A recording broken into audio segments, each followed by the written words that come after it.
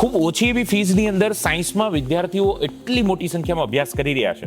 આ તપોવન વિદ્યા સંકુલનું આ સિક્રેટ છે શું સર? પહેલું કારણ તો એ છે કે સરકાર ખુદ ઓકે, જો કોઈ બાળક 11 સાયન્સ એટલે કે વિજ્ઞાન પ્રવાહની અંદર પ્રવેશ મેળવે છે રાઈટ, તો 75,000 થી માંડી અને 2.5 લાખ સુધીની સહાય બાળકોને આપે છે. બરાબર છે.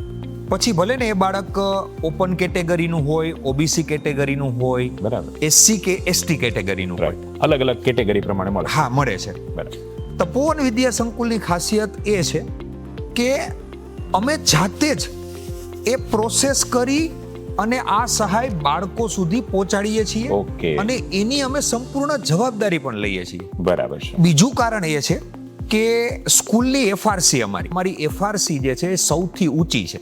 રાઈટ, કે જે સ્કૂલની એફઆરસી સૌથી ઊંચી હોય Yes. ત્યાં સૌથી વધુ સ્કોલરશિપ મળવા પાત્ર થાય. અમારી સ્કૂલ 20% થી માંડી 100% સુધીની સ્કોલરશિપ આપે છે. ઓકે, તમને હજી એક ત્રીજું કારણ જણાવું કે શહેરની અંદર 11-12 સાયન્સની જેટલી ફી છે રાઈટ, એના કરતાં અમારી એટલે કે તપોવન વિદ્યા સંકુલની ફી 40 થી 50% જેટલી ઓછી છે. એટલે ઘણીવાર તો એવું બને કે વાલીએ વિદ્યાર્થીની જે ફી ભરવાની છે એના કરતાં તો એને મળેલા લાભની ફી જ વધારે હોય. હા, એટલે ફ્રીમાં જ ઓલમોસ્ટ ભણવાનું. એટલે ઓલમોસ્ટ ફ્રીમાં ભણવાનું થઈ જાય છે.